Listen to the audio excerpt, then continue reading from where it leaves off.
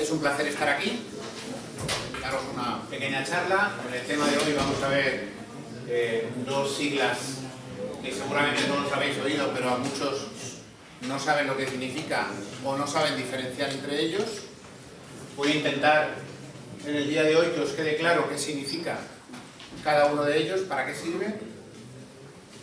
Vamos a ver más cosas. He hecho unos cambios con respecto a la conferencia del año pasado para ver cómo está eso hoy en día y qué es lo que se está haciendo, ¿vale? Intentaré introduciros una serie de conceptos que, aunque no eran de la conferencia de hoy, sí que me parecen interesantes para que los vayáis teniendo en la cabeza con respecto a lo que es el software as a service, lo que es esto en la nube, etcétera, etcétera, ¿vale? Intentaré ir rápido para centrarnos en la parte del final, porque yo creo que esto, con las transparencias que tengo preparadas, igual que el año pasado, yo creo que puede quedar bastante claro, con lo cual podemos ir más o menos deprisa.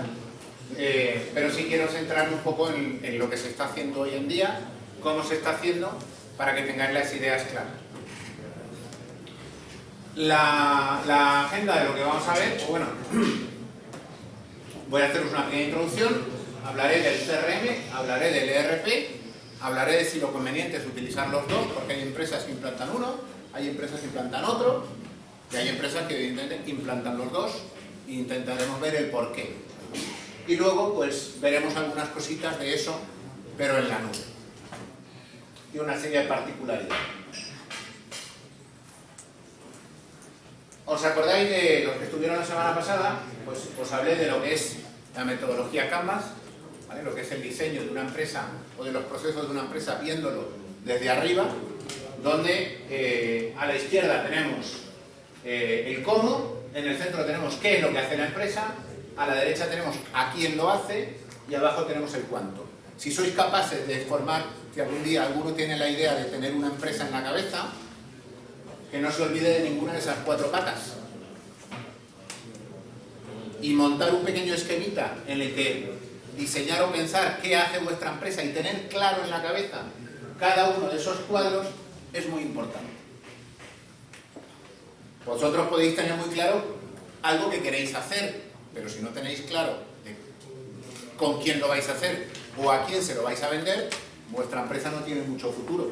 Y si no tenéis claro de cuánto cuesta el proceso productivo y de cómo llevarlo a explotación, pues tampoco lo vais a tener muy claro, ¿vale? Esto ayuda mucho. Entonces, dentro de una empresa, de cualquier organización, cualquier empresarial, nos podemos encontrar con que hoy por hoy existe software corporativo, herramientas que se implantan en las empresas para ayudarles en los procesos internos de esa compañía.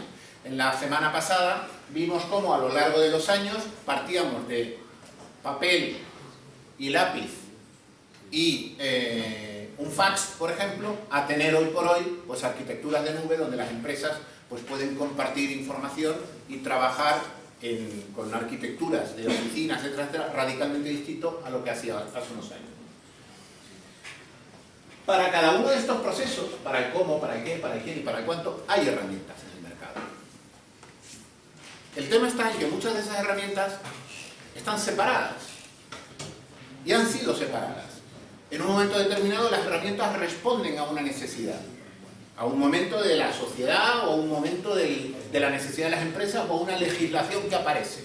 Entonces aparece una herramienta para resolver ese problema. A nadie se le escapa que hay herramientas de gestión económica para las empresas, herramientas de contabilidad, herramientas de gestión de nóminas, etcétera, etcétera. Esas las tiene todo el mundo superadas. Pero en un mundo en el que vivimos, donde las empresas cada vez más tienen que dar soluciones a problemas cada vez más grandes, las herramientas empiezan a complicarse. Lo curioso es que muchas empresas, en vez de intentar resolver sus problemas en conjunto, resuelven parcheando. ¿Eso qué quiere decir? Pues que, por ejemplo, nos encontramos herramientas o aplicaciones donde la propuesta de valor de nuestra empresa, lo que hace realmente nuestra empresa bien, se gestiona con una serie de herramientas.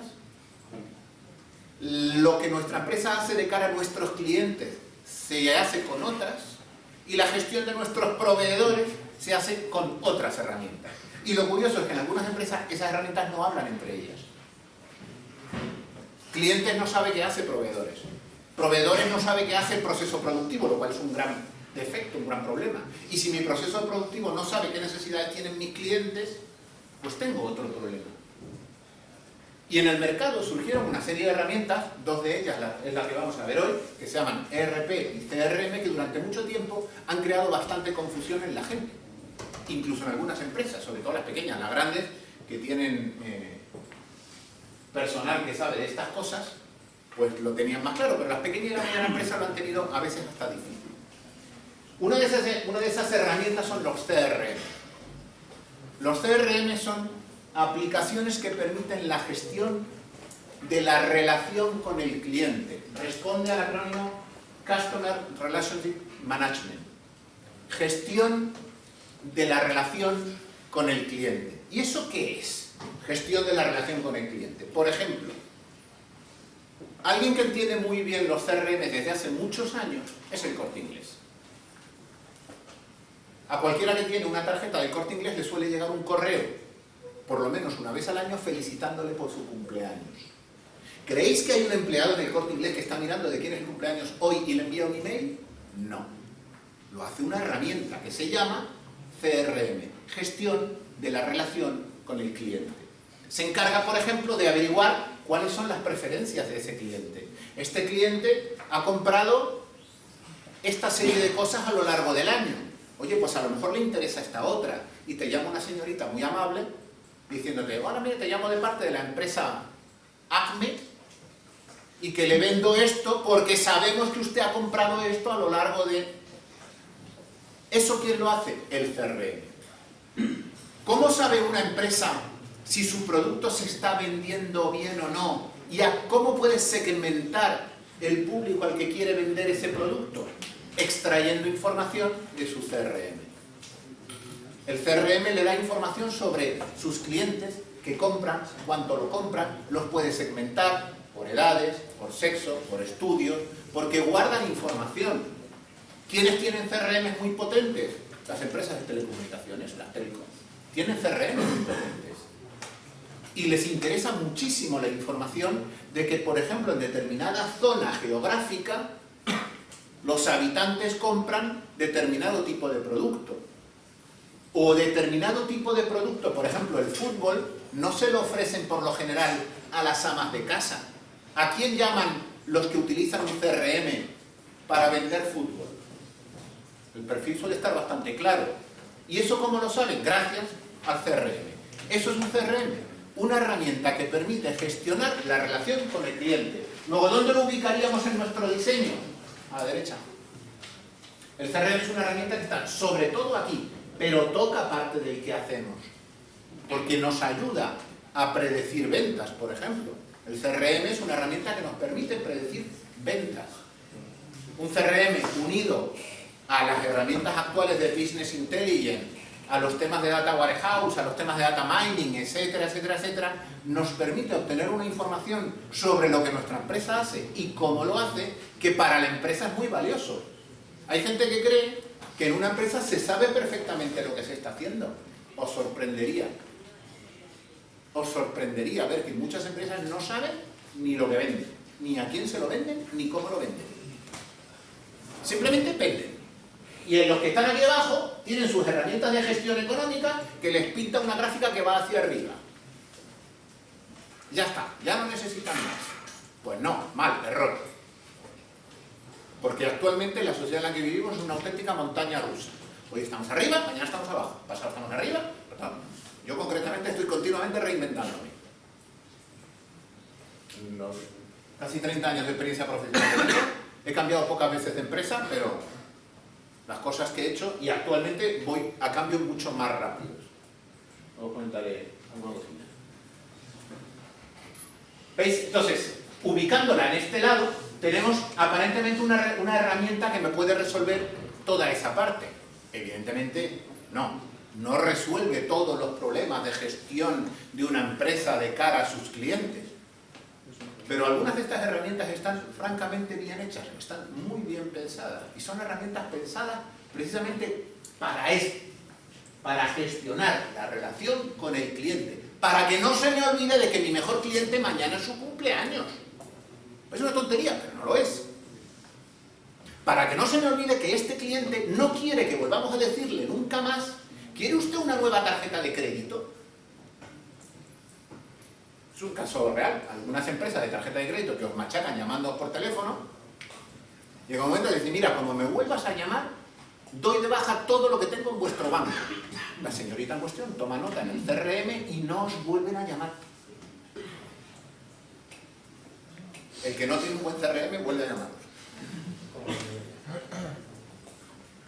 Por el contrario, del otro lado, aunque podría uno pensar que deberían existir herramientas de gestión de la relación con el proveedor, resulta que no existen. Las empresas no llaman a sus proveedores para felicitarles por su cumpleaños. Es el proveedor el que te llama a ti para felicitarte por tu cumpleaños, porque tiene un CRM. Pero del otro lado, lo que se suelen aparecer son herramientas que permiten gestionar los recursos de la empresa. ¿Qué son las herramientas que se llaman ERP?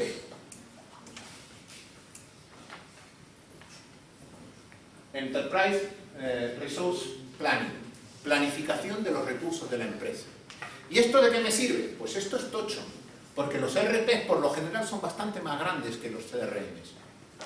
Pero no hay que confundirlos, son herramientas completamente distintas, aunque como luego veremos, se están integrando. O sea, hay que ver quién ha fagocitado a quién, pero se están integrando y hoy por hoy, como lo que uno intenta buscar cuando busca herramientas de software corporativo, busca una herramienta que le englobe todo, pues nos encontraremos herramientas que tienen CRM, ERP, todo integrado. Y que a lo mejor les dan otro nombre, pero vosotros, si sois capaces de entender lo que es el ERP y lo que es el CRM, entenderéis claramente dentro de esa herramienta más global a qué parte estáis mirando. Dentro de este esquema, ¿qué herramienta estáis viendo? Bueno, pues el ERP es más grande, entre otras cosas, porque afecta a casi todos las cajitas de mi compañía. El ERP me permite planificar los recursos de la empresa. ¿Y qué son recursos? La materia prima es un recurso. Luego me permite planificar entrada de materia prima de mis proveedores. ¿Qué otros recursos tiene una empresa? La mano de obra es un recurso de la empresa. Luego los ERPs que se precian tienen herramientas que me permiten gestionar y manejar y planificar los recursos humanos de mi empresa. Un ERP me permite gestionar una sala de reuniones, una sala de formación. Un ERP es una herramienta que me permite planificar el uso de los recursos dentro de mi organización. ¿Eso tiene algo que ver con la planificación de los clientes? ¿O del trato a los clientes? No. No tiene nada que ver con el trato a los clientes. Pero cuando las empresas cuando las herramientas no hablan entre sí y no se entienden entre ellas, pues pueden surgir cosas como que al final en un ERP te encuentres una base de datos de cliente y tú tengas en tu organización un CRM con otra base de datos de clientes y la tengas que tener duplicada. Eso pasa, y mucho. Conozco empresas que tienen 3 versiones distintas de base de datos de clientes. Y cuando hay que dar de alta a un cliente, hay que darlo de alta en todos los sistemas. No tienen un proceso automatizado de dar de alta al cliente y lo da de alta en todos los sistemas a la vez. No. Entonces, los ERPs, visto lo visto, pues están del otro lado. Los tendríamos ahí, aunque podemos extenderlos casi a englobar todo, porque uno de los principales recursos de mi empresa es la pasta, es el dinero, son los recursos económicos. Un ERP que se precie debe de tener o tendrá un módulo financiero, un módulo de finanzas, para gestionar la pasta de mi empresa. Se puede llegar a ver al cliente como una especie de recurso y acabar englobando en una única herramienta toda la gestión. Pero el CRM trataba sobre todo no de la planificación o del uso o de la gestión del cliente, sino de la gestión de la relación con el cliente. Esa relación, ese tú a tú con el cliente, que algunas empresas empiezan a hacer muy bien. Llamas por teléfono a una compañía, en mi caso, por ejemplo, agarro el teléfono, marco un número, tal, y la señorita que me contesta me dice, buenas tardes, señora Ascani. Porque el sistema le ha dicho, teléfono de fulano, este es el cliente, y en la pantalla le sale todo mi historial. Veo que llamó usted la semana pasada por una queja. Su queja sigue sin estar resuelta. ¿Nos llama por ese motivo? Sí, le llamo por ese motivo. Y oye ese clic, clic, clic, clic, clic, clic, le está dando al ratoncito o al teclado. Y no tengo que volver a explicar otra vez todo lo que me ha pasado. Que es lo que pasaba cuando las herramientas CRM no funcionan como es debido. Un cliente tiene que llamar 500 veces a una empresa para explicar 500 veces el mismo problema. Su CRM no funciona.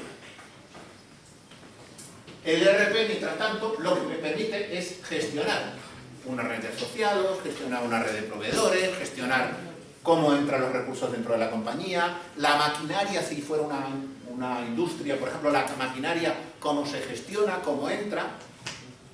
Yo recuerdo hace muchos años participar en un proyecto.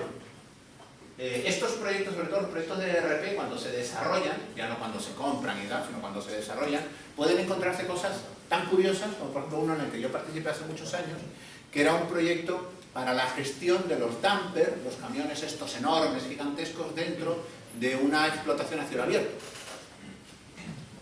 Esos dumpers, esos camiones, cuestan cada hora una auténtica barbaridad. Y cuando digo barbaridades es que a lo mejor una hora de ese camión cuesta más de lo que yo puedo ganar en un año. Entonces, un camión parado en una cola esperando a que le toque su turno para que lo carguen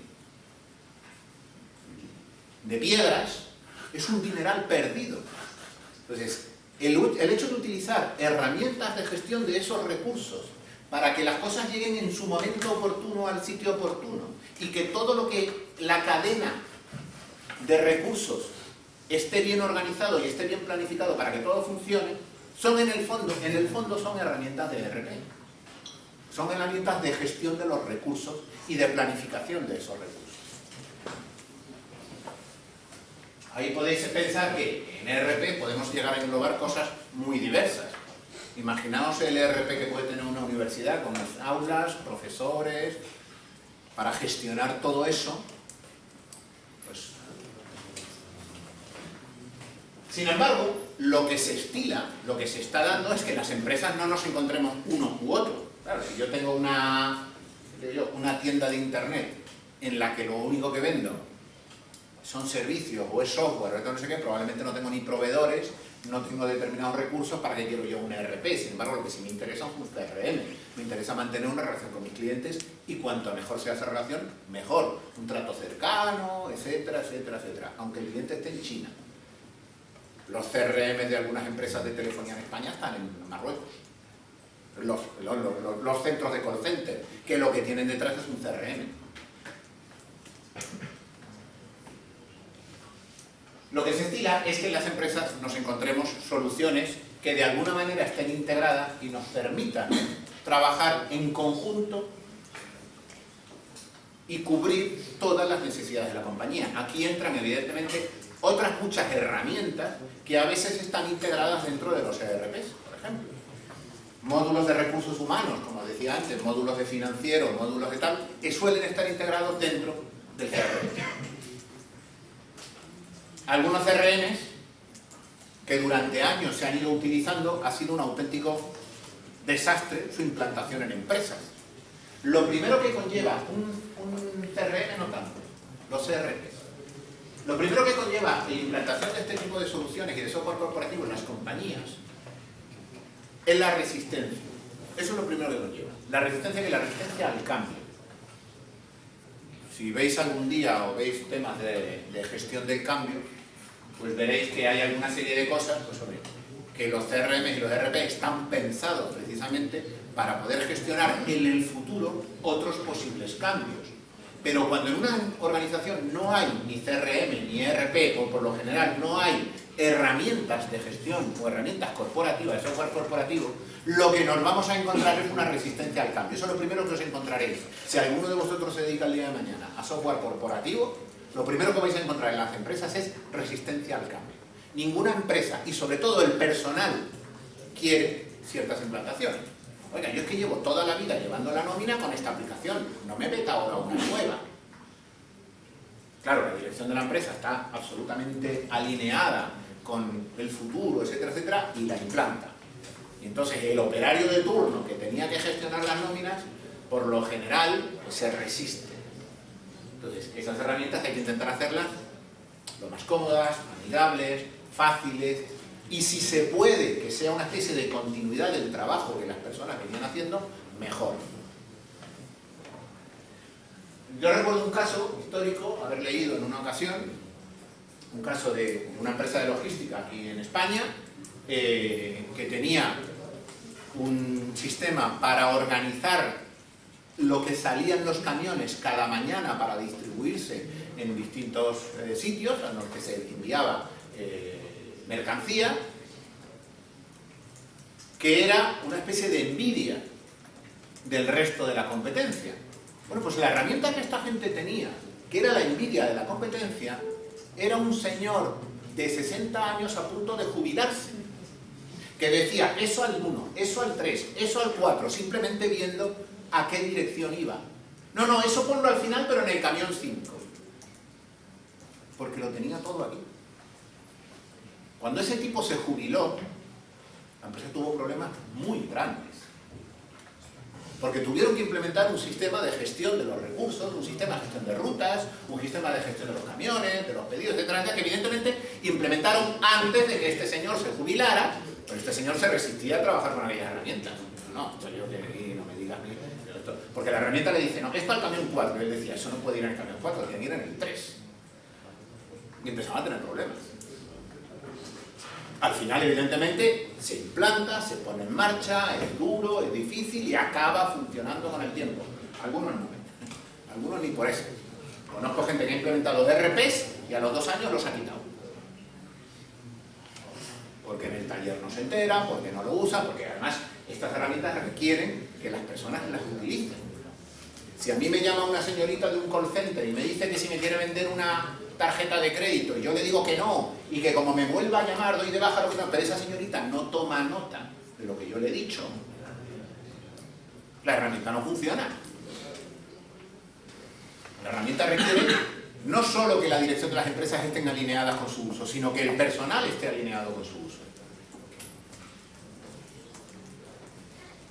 Evidentemente, cuando podemos hacer este tipo de cosas y en una organización podemos implementar herramientas de este tipo, las cosas empiezan a hacerse cada vez más fáciles. Si se hacen bien, son cada vez más fáciles y además nos permite hacer operaciones que hasta la fecha podían ser impensables. Aquel hombre podía ser capaz probablemente de tener en su cabeza X rutas con X camiones, pero cuando la empresa en cuestión empieza a repartir a 12 ciudades más, este señor ya no puede, evidentemente. ¿Qué es lo que se hace? El sistema sí puede, y puede ser cada vez más grande. Pero claro, cuando yo tengo mi sistema de gestión de recursos en mi centro de proceso de datos, que está en mis oficinas de la calle Fuencarral, por decir una, y acabo de abrir mi sistema de gestión a la empresa que tengo en Valladolid, tengo un problema. Un problema de líneas, un problema de comunicaciones, un problema de recursos. Y entonces las empresas están empezando a ver cómo hacer otras cosas. Porque hasta ahora, ¿cómo se resolvía eso? Pues cojo mi sistema y lo replico en Valladolid. Doble de pasta en máquinas, doble de pasta en software, doble de pasta en base de datos, doble de pasta en disco duro. Pero ahora tengo mi sistema de gestión aquí y mi sistema de gestión allí, que además no se hablan entre ellos. Me sorprendió ayer comprar en unos grandes almacenes una cosa, me preguntaron mi DNI, estoy harto a comprar en esos grandes almacenes, en el que me han hecho factura en alguna vez, en el que está cerca de mi casa, y en ese en concreto no tenían mis datos de banda, no tienen la base de datos comunicada. Pues no, ¿para quién? Los clientes de uno no son los clientes del otro. ¿Vale? Lo que nos permite todo esto, evidentemente, pues bueno, es más gestión, más información, mejora de la competitividad, etcétera, etcétera. Todas esas herramientas es lo que nos van a permitir, ¿vale? Pero la cosa está cambiando. Estas herramientas ya no son lo que eran. La conferencia del año pasado ya hice una pequeña introducción a cómo se estaba llevando esto a la nube. Hoy por hoy, tanto los CRPs como los CRMs que empiezan a estar integrados y van juntitos, están todos o casi todos en la nube. Pero claro, aquí entra el concepto de siempre, que mucha gente le cuesta ver o le cuesta entender, que es que vale, lo de la nube, no es historia, ¿qué es esto de la nube? La nube, un término un tanto efímero y genérico que, sin embargo, encierra mucho más de lo que parece. La gente que trabajamos en cosas de nube y que estamos metidos en arquitecturas cloud, etcétera, etcétera, hay una serie de conceptos que tenemos muy claros que cuando hablamos con otras personas nos damos cuenta de que no están tan claros. Por ejemplo, una pregunta, y voy a contar hasta 8 antes de dar la respuesta. ¿Alguien sabe lo que es multitenant? Ahí hay uno. Multitenancy, o multitenant, arquitectura multitenant. ¿Sabes lo que es? No te voy a poner en aprieto de... Bien, me alegro, por lo menos hay alguien que sabe lo que es. Bueno, al principio de los tiempos de la nube, es decir, antes de ayer, la gente pensaba que llevar una aplicación a la nube significaba, yo cojo la aplicación y la pongo en un servidor en internet, ya está en la nube. No, falso, error. Eso es poner una aplicación accesible desde cualquier parte del mundo, pero eso no es la nube. La nube tiene eso. La nube tiene que las aplicaciones son accesibles de cualquier parte del mundo, evidentemente. Pero una aplicación llevada a la nube no quiere decir simplemente que la pongo en un servidor y es accesible desde cualquier parte. Porque eso lo tenía yo con mi oficina, con mi CPD en la calle Fuencarral, con una línea de fibra óptica y desde la oficina de Valladolid accedían a ella. Eso es una nube privada, podríamos llamar que es una nube privada, pero no es ese el concepto de una aplicación puesta en la nube. Nosotros intentamos ir mucho más allá y lo complicamos. Porque lo intentamos unir con otro concepto que es relativamente importante, que es el concepto de software as a service. Empezamos a llevarlo todo a la nube para llevar a la nube servicios, no solo las aplicaciones legacy. La migración de aplicaciones legacy a la nube es algo que hoy por hoy está sirviendo de base de negocio a muchas empresas. Empresas que se especializan en que tú tienes una aplicación hecha para tu entorno y yo la rehago, la modifico o la adapto para la nube. Pero es que lo que intentamos llevar, sobre todo, es que la aplicación pueda permitir algo que es fundamental en las empresas, que es la reducción de costes. Y pagar por el servicio, no por el software. Es decir, ¿puedo yo utilizar un CRM sin necesidad de comprar un CRM? Y no estoy hablando de código gratuito, de aplicaciones gratuitas, no, estoy hablando de contratar el servicio de una aplicación CRM. Sí, se puede. ¿Puedo contratar el servicio de una aplicación ERP? Sí, se puede. Porque son aplicaciones y servicios que se han llevado a la nube en arquitectura multitenant. El concepto tenant es curioso porque en algunas empresas tiene una visión y en otras tiene otro. La palabra tenant viene a ser algo así como inquilino, ¿vale? No es cliente. Cliente es una cosa y inquilino es otra. Yo puedo tener un edificio que se lo alquilo a Alquileres Pepítez y Alquileres Pepítez a su vez se lo alquila a una serie de personas. Mi cliente no son esas personas, es Alquileres Pepítez.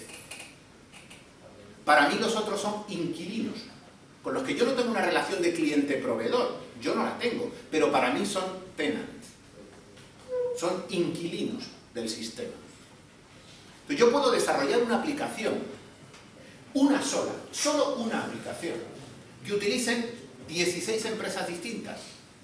¿Eso cómo funcionaba antes? Pues te vendo una licencia a ti, otra a ti, otra a ti, otra a ti, son aplicaciones, cada uno se la lleva, se la instala en sus sistemas, y eso, claro, es independiente, es autónomo, cada uno con su base de datos, etcétera, etcétera. La arquitectura a la que se pasó a continuación, ¿cómo era? Todo eso lo hacemos en unos sistemas grandes, en una nube privada o pública, en la que en una sala de ordenadores yo tengo X ordenadores y cada uno de ellos está dedicado a una empresa. Pero cada ordenador tiene una aplicación, una base de datos, no sé cuánto. Eso no es multitenant. Pero cuando la arquitectura de la aplicación está diseñada de tal manera de que una sola aplicación, corriendo en un solo servidor, con una sola base de datos, la pueden utilizar varias empresas, esa aplicación es multitenant. ¿Vais captando la diferencia? No es lo mismo que yo instale en un servidor 4 veces una aplicación a que la tenga una y que en función, por ejemplo, del nombre que pone o de la IP, o de, bueno, del IP no, pero sí del DNS, del nombre de dominio que ponga arriba porque es una aplicación web, evidentemente, casi todas estas aplicaciones han pasado a la web. Si ponen un nombre de dominio arriba, el servidor es capaz de discernir y de identificar quién es el cliente o el tenant o el usuario de esa aplicación, y al segmento de la base de datos que te voy a dar y la parte proporcional, por ejemplo, de la máquina, por ejemplo, si es una máquina virtual se puede hacer así también, en función de lo que tú contratas yo te doy un servicio. ¿Eso qué permite? Pues permite muchas cosas. La primera, que si yo actualizo y mejoro la aplicación, lo hago de golpe para todos los tenants. Todos se ven beneficiados de esa mejora. Es mucho más barato, porque yo estoy dedicando una aplicación a muchos clientes, con lo cual puedo repartir el coste. Si yo hago una aplicación para ti, te va a costar un ojo de la cara, pero si lo hago para ti y 18.000 más, te cuesta mucho menos. Normalmente, el que ofrece el servicio de una aplicación así, normalmente se encarga de las copias de seguridad, por ejemplo. Con lo cual, también estás dando un servicio adicional. El hecho de contratar una aplicación que es mucho más barata, resulta que ahora tengo acceso a ella desde cualquier parte del mundo y además se encargan de hacerle las copias de seguridad, etcétera, etcétera, etcétera. Entonces las empresas están yendo mucho a adquirir servicios de esa manera. Ya no compran un ERP, ya no compran un CRM y instalan sus instalaciones. Ahora alquilan los servicios de un CRM o un ERP en la nube o una herramienta de gestión empresarial que lo incluya de alguna manera todo. Si eso además lo llevamos a arquitecturas virtualizadas, donde en mi nube, en mi sistema, en mi arquitectura, en mi sala de ordenadores, yo, aunque tenga 18 ordenadores, en realidad tengo 180, porque en cada uno de ellos tengo 10 máquinas virtuales, estoy todavía reduciendo más los costes. Y si la arquitectura de la aplicación está bien hecha y está bien pensada y está bien organizada y es multitenant, etcétera, etcétera, etcétera, el servicio que se puede llegar a dar con una aplicación de ese tipo es muy grande y es muy económico para el cliente. Pensad en ello si alguna vez queréis hacer alguna aplicación de cara a empresas. Está yendo todo hacia la nube, todo. Está yendo todo hacia arquitecturas virtualizadas, todo, hasta las redes. Ya lo decía la semana pasada. Las arquitecturas NFV, las arquitecturas y los sistemas SDN están permitiendo que yo me organizo y me planifico toda una arquitectura de un sistema y luego lo meto en una máquina virtual. Y si eso es multitenant, se lo vendo a un montón de clientes y usuarios a la vez. No dejo de tener la impresión de que me estás hablando de un sistema operativo. No dejes de tener esa impresión. Efectivamente, vamos a ver. Todo esto tiene que estar soportado sobre un sistema operativo, evidentemente. Debajo lo que tenemos son máquinas con un sistema operativo. Pero la visión que le vamos a dar a ese sistema operativo, cómo lo vamos a utilizar, es lo que aquí cambia un poco. Yo tengo mi sistema operativo en el que puedo instalar una aplicación portátil, un servidor que tienes en tu casa, y tienes una maquinita o un portátil en el que te conectas al servidor para utilizar una herramienta, ¿vale? Cuando eso lo hacemos a lo grande, cuando llevamos eso a una arquitectura de nube, en el fondo detrás, ¿qué hay? Lo mismo, lo que tienes es un sistema operativo. Yo puedo montar una nube con Windows, que a nadie se equivoque. Windows 2012, hago un tiro, o la puedo montar sobre Red Hat. Con las arquitecturas que hay ahora, estas de los contenedores, ¿cómo se llama? Dockers. De Dockers, yo puedo hacer cosas muy interesantes. Porque puedo tener en una sola máquina como si tuviera varias máquinas. Pero hay otras arquitecturas, que es irnos a máquinas virtuales. No es que yo arranque en mi sistema operativo una máquina virtual que a su vez me arranca otro sistema operativo y tiene otra. No, no. Sino es que en la base de mi máquina monto una plataforma tipo ESX, VMware, una cosa de estas, donde sobre ella creo y genero máquinas virtuales. Tengo un host, un solo ordenador, por ejemplo, en el que puedo correr y ejecutar un Windows 2012, un Windows 2008, un Red Hat, un Debian, un no sé qué, en una sola máquina, en un solo PC. Porque en el Windows 2012 tengo el IS7, pero con SDN, con redes definidas por software dentro de esa máquina, puedo tenerlas conectadas entre sí en red, al loro, que esto ya cambia. Y que una máquina virtual esté hablando con la base de datos que tengo en mi Red Hat. Y yo reproduzco toda una arquitectura que tenía antes en un CPD en una sola máquina. Eso está abaratando los costes de una forma drástica, pero drástica. ¿Quién más está beneficiando de esas arquitecturas? Evidentemente las telcos, las grandes operadoras de telecomunicaciones, porque son los que además estaban costeándose las infraestructuras de red, de fibra óptica, de comunicaciones, de antenas, de no sé qué, no sé cuánto, para que luego llegue Google y sin invertir un duro en esa infraestructura se haga millonario. Lo que se llama una over the top. O WhatsApp, creo que lo nombramos también la semana pasada, que de repente de la noche a la mañana, gracias a que todos teníamos un teléfono comprado a una operadora de telecomunicaciones y que esa operadora ofrece una línea de datos y que hay antenas por toda España, los de WhatsApp hunden el negocio del SMS, las operadoras pierden millones de euros y los otros se hacen ricos con su infraestructura. Entonces, ¿qué es lo que tienen en mente las operadoras de telecomunicaciones? Reducir costes.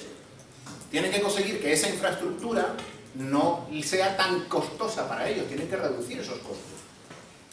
La virtualización, los sistemas de NFV, los sistemas de SDN, etcétera, están permitiendo reducir drásticamente esos costes. ¿Habéis visto alguna vez un router Cisco? ¿No? Os recomiendo que juguéis algún día con uno. Es una maravilla. El otro nivel, la otra liga, ¿no? Si queréis jugar con un router y hacer cosas, jugar con un router Cisco, sobre todo uno grande. Luego decís, bueno, pero si yo voy a montar una infraestructura de red, por ejemplo, una empresa en la que yo estaba el año pasado, quería montar una infraestructura de red, tenían su sala de ordenadores, tenían no sé qué, y quería montar una serie de switches para interconectar los ordenadores y quería montar un router de la marca Cisco. Y los switches Cisco. Cuando le pasaron el presupuesto, wow. Claro, esto se iba 16 pueblos de lo que aquella gente tenía en mente. Entonces fueron a otros fabricantes más económicos. ¿Con las mismas prestaciones? No.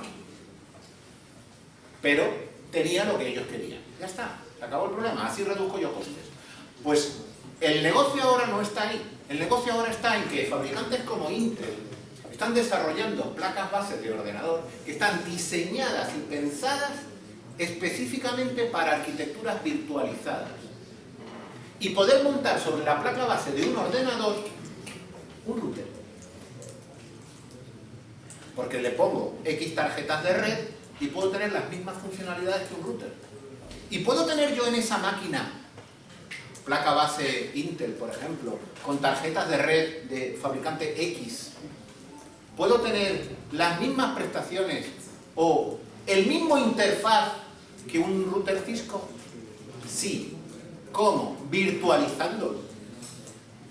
Poniendo en esa máquina el software necesario para luego implementar encima la versión virtual del router modelo tal de Cisco, que existe. Todos los fabricantes están apuntando al carro.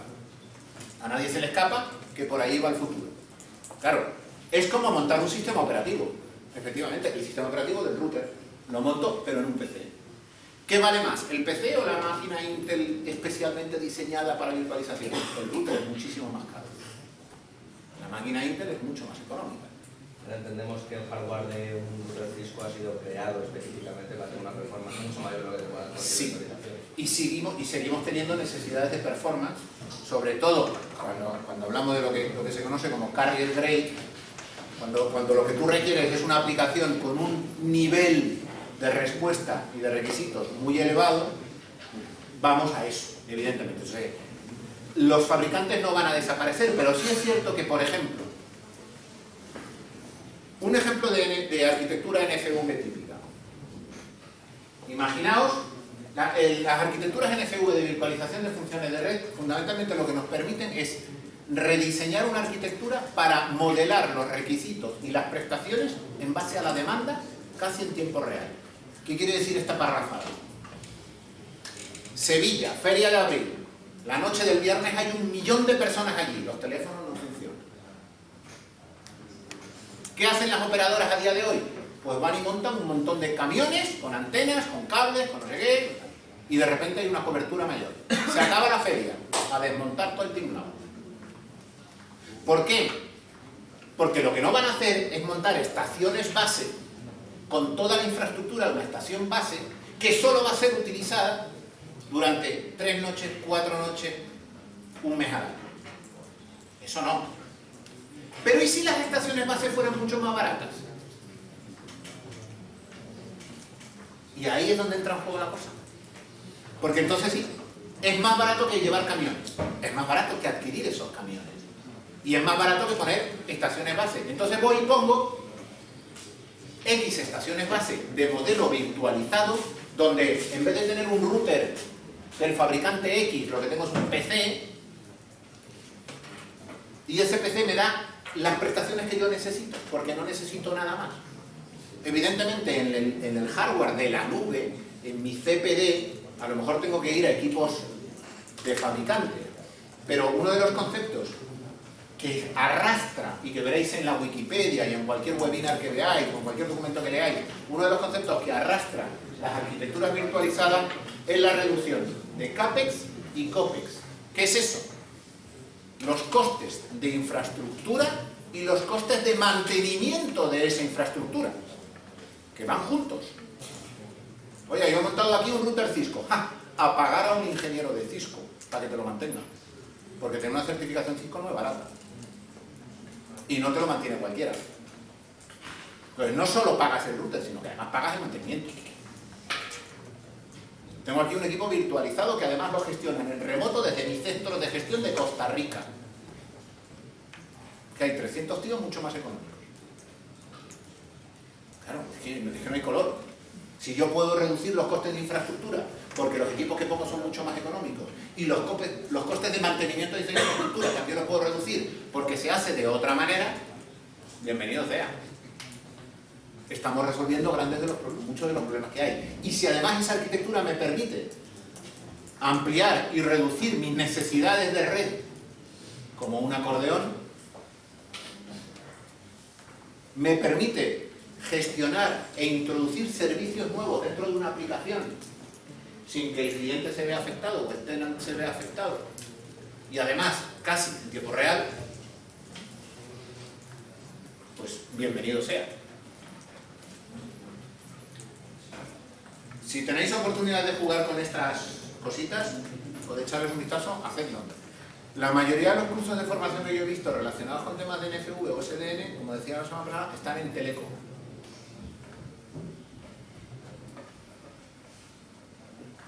Cuando es todo software, todo es desarrollo, todo. Uno de los fabricantes de hardware más importantes del mundo nos ha preguntado sobre la posibilidad de dar cursos de formación o incluso máster de posgrado en las universidades para informáticos, no para telecos, para desarrollo de aplicaciones SDN. Porque no hay, es que no hay. Claro, esto son tecnologías y arquitecturas de hace 2 años. Pero de hace 2 años, o sea, el primer grupo de trabajo que se sienta a discutir sobre temas de NFV es del 2012. Y el primer draft me parece que lo sacan en el 2014. Y ahora se están implantando las primeras versiones de la tecnología. Esto es de ayer. Esto es de ayer. Entonces dice, oye, necesito 83 ingenieros expertos en desarrollo para SDN. Y claro, cualquiera se echa a reír. 83 no, ni uno. No hay. No quiero orientaros de lo que tenéis que hacer en vuestra carrera, lo que quieran. Pero es verdad que ahí fuera hay un montón de cosas. Y cuando terminéis la carrera, habrá cambiado 10 veces. Porque últimamente está yendo a tal ritmo, a tal velocidad, que no os lo podéis imaginar. Lo que el año pasado valía, este año ya no. Lo que yo en una transparencia del año pasado ponía como ¿qué es el futuro? Este año es una realidad absoluta. No es el futuro de dentro de 10 años, no, es el mes que viene. Eso es el futuro, el mes que viene. Las arquitecturas NFV y SDN han permitido, por ejemplo, a una operadora de telecomunicaciones reducir los tiempos de, creo que lo conté la semana pasada, de reducir los tiempos de llevar desde que inician o conceptualmente un nuevo servicio hasta que lo tienen terminado, tardaban 9 meses. Y desde que lo tenían terminado e implementado su sistema hasta que se lo entregaban a un cliente que lo solicitaba, 1 mes. Eso era antes de estas arquitecturas. A día de hoy, la misma empresa tarda en diseñar y poner en su sistema un servicio 1 mes y desplegárselo al cliente 5 minutos. Según hablas por teléfono ya lo tienes habilitado el servicio. Claro, eso ha requerido el cambio de infraestructuras, está claro, y cambio de arquitecturas. A nadie se le escapa que yo no puedo tener televisión Movistar en mi casa si no tengo un router de Movistar. Una vez que tengo el router de Movistar y tengo el equipo, el despliegue de servicios que me pueden dar es mucho mayor y mucho más rápido. Pero entonces ahora empezar a preguntaros, ¿por qué una empresa como Telefónica, Movistar, quiere poner 300 megas de fibra óptica simétrica a todos los clientes? ¿Porque es un regalo? No. Porque sabe que así va a poder implementar los servicios a continuación cuando le dé la gana. Y de una forma rápida y económica. Levantaréis el teléfono. Oye, yo no tengo televisión contratada, pero quiero ver el fútbol. No se preocupe, ya lo tiene. 5 minutos antes de que empiece el partido. Y cuando termina el partido llama y dice, oye, ya no quiero la televisión. Vale, no se preocupe, ya se la he desconectado. Y ya te han quitado la tele. Eso hace unos años era impensable, no se podía hacer. Tardaban 1 mes en llevarte el router a casa y una vez que lo tenías, pues tardaba no sé qué, luego tenía que ir al técnico y además no funcionaba bien. Ahora, ¿cómo pueden redimensionar la red y sus sistemas en base a la demanda? Porque lo tienen todo virtualizado, porque están virtualizando las cosas.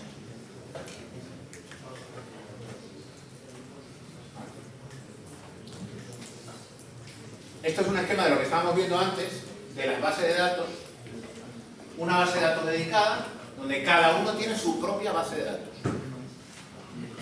Una base de datos dedicada por esquema. Es decir, yo tengo una base de datos para todos y tengo un esquema de esa base de datos y que haya hecho cosas con MySQL y demás, sabe de qué estoy hablando.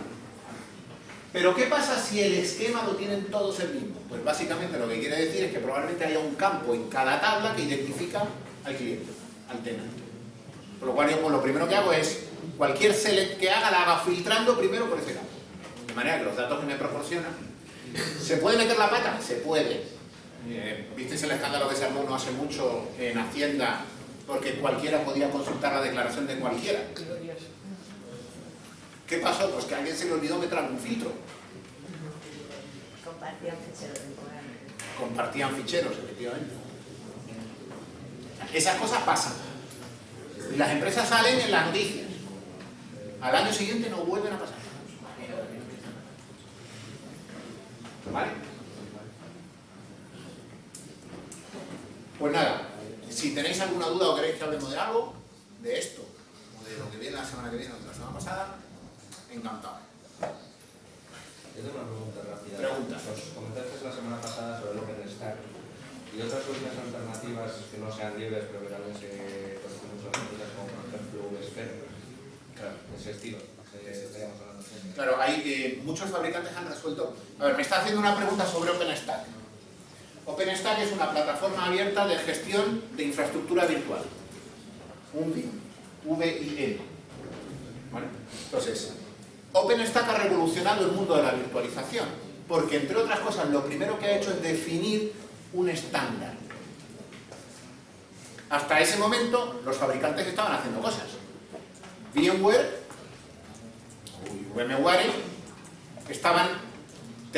tienen su propia herramienta propietaria para la gestión de la infraestructura virtual. Es una herramienta que lo que me permite es gestionar mis máquinas virtuales. Lo hablábamos el otro día. Amazon iba por su camino. IBM iba por su camino. Cada uno diseñando y desarrollando sistemas y aplicaciones que me permiten gestionar la arquitectura virtual. Poder arrancar un ordenador a partir de una ISO, de una OVA, que me permite de alguna manera levantar una máquina virtual que tiene el sistema que yo quiero, con la aplicación que yo quiero, con la base de datos que yo quiero, etcétera, ya preconfigurado, por ejemplo. Eso hoy en día es una realidad, gracias a las herramientas de gestión de infraestructura virtual. ¿Qué ocurre? Que de repente alguien se sentó y dijo, oye, esto hay que estandarizar esto. No puede ser que esto vaya por aquí, que esto vaya por allá, que esto vaya por acá. Porque resulta que, vale, yo quiero poder levantar máquinas virtuales, pero quiero poder levantar una máquina virtual con VirtualBox, otra con VMware, otra es un Red Hat con Dockers y otra con otra cosa. ¿Puedo hacer yo todo eso con la herramienta de gestión de infraestructura virtual de un fabricante concreto? No, o casi seguro que no.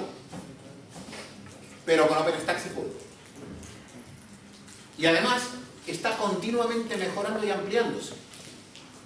Hay fabricantes que han cogido el OpenStack y han sacado versiones propias, son fabricantes que participan del desarrollo de OpenStack, o sea, lo han hecho bien, lo han hecho legal, lo que es una cosa, esto es con lo de siempre, está la aplicación abierta, de código abierto y gratuita, que yo me descargo, me instalo y juego con ella, y luego está la versión que es idéntica, pero que me cuesta una pasta. ¿Por qué? Porque detrás de un soporte, un mantenimiento, un equipo de trabajo, un equipo de desarrollo, que además son de los principales que aportan al desarrollo de la herramienta abierta. Por ejemplo, HP, Hewlett Packard. Hewlett Packard tiene una herramienta que se llama HP Helium, tiene otra que se llama HP Helium Carrier Grade, que es lo mismo, pero para, lo que decía antes, para operadoras de telecomunicaciones con unas prestaciones impresionantes, pero que en el fondo no deja de ser OpenStack. Solo que aquí tenéis un trabajo detrás, un equipo de gente, un soporte, pero claro, es caro, muy caro. Casi todas las herramientas de BIM de fabricante son muy caras, pero muy caras. Pero luego tenemos el OpenStack, con lo cual yo me puedo montar una nube en mi casa donde pueda gestionar una red de ordenadores virtuales, uno hecho con VMware, el otro con VirtualBox, el otro con el... por ejemplo, ¿cuál es la de Microsoft? Es la de... ¿cómo se llama? Lo diré. Me he olvidado ahora. Microsoft tiene una... lo de los servidores virtuales de Microsoft, ¿alguien sabe cómo se llama? Hyper-V, perdón, Hyper-V. El Hyper-V es la versión BIM de Microsoft. Para desde ahí tú gestionas tus máquinas virtuales. Tienes un Hyper-V y ahí tú gestionas máquinas virtuales. Bueno, pues, ¿qué pasa si yo tengo una máquina en la que pueda levantar máquinas de Microsoft, con VMware o con cualquier otro gestor de máquina virtual, o con VirtualBox o con Docker o no sé qué? Bueno, pues esa apertura la tiene OpenStack. Mientras que las otras, por lo general, no la tienen. ¿Más preguntas? ¿Más dudas? ¿Alguno tiene un servidor en internet? No sé por qué me olvida que lo tengo. Y ahí hay otro. ¿Dónde lo tenéis? En Amazon. Lo he tenido, bueno, tengo varios sitios, porque la gente de Injust te deja tener montones de plataformas. Tengo una de Azure, otra en DigitalOcean, y antes tenía una en OVH, pero no porque no me convence aún. Es barato. Es barato, pero el servicio es un poco de... Sobre todo la versión más económica, Kintsugi, es muy económica, pero no tiene servicio. Con 50 viene bien, sí que es a lo mejor el servidor pago fácil, pero nada. ¿Y tú dónde lo tienes? Gandhi. ¿Dónde? Gandhi. Ah, un poco lejos. En París. Aquí hay, dicen, se conoce mucho, que Amazon iba a poner un centro aquí en Madrid. Vamos a ver si lo hace. Tienen todos acceso gratuito. Sí, aquí casi nadie lo sabe, pero tienen 50 euros para gastar en máquinas virtuales de digital. ¡Guau! Pero... Que cada uno tiene 50 euros para gastar en máquinas virtuales. Hace No, mira, no lo 3 meses prestan. tenían 100, no, hace 3 meses tenían 100, pero lo han reducido a 50. Y en Amazon también te dan $100, solo por ser estudiante de la facultad. Utilizar máquinas virtuales enseña muchas cosas. No solo sobre la máquina o sobre el sistema operativo, sobre cómo funciona, sino sobre la arquitectura de la red, sobre la arquitectura de la propia máquina. Cotillear y curiosear esas cosas yo lo recomiendo. Si luego podéis además intentar trabajar, yo por ejemplo tengo montada una maqueta de OpenStack en mi casa con 2 PCs viejos, que ni siquiera están en caja, están sobre una tabla atornillados, las placas base. Yo tengo una maqueta montada, 2 máquinas y en realidad tengo 6 máquinas virtuales. Para jugar, simplemente como entretenimiento, para jugar. Si empezáis a desarrollar aplicaciones para esos entornos, es bueno que sepáis un poco cómo funciona y qué peculiaridades tiene. Por ejemplo, podemos encontrarnos con que las arquitecturas típicas, las que podéis vosotros pensar que un servidor tiene, un servidor de datos, un servidor web, etcétera, etcétera, tiene su entorno de desarrollo, y luego tenéis la base de datos, un MySQL, por ejemplo, metido en el mismo ordenador, no tiene nada que ver con una arquitectura en la que yo tengo una cabina de discos. Nada que ver. Nada que ver si el servidor está en una máquina y la base de datos está en otra. Pero cuando empezáis a jugar con entornos virtuales empezaréis a adquirir un conocimiento y una soltura con esas cosas que es muy útil y muy cómodo. Porque además si no funciona, no pasa nada. Porque resetear es muy fácil. No tiene ningún coste. Y si tenéis esa facilidad de poder acceder a máquinas virtuales sin coste ninguno, chicos, aprovechando de verdad mi consejo, no lo sabía. Si tenéis eso. ¿Alguna otra duda? ¿No? Pues la semana que viene, el jueves, otra vez. Pues nada, muchas gracias a todos.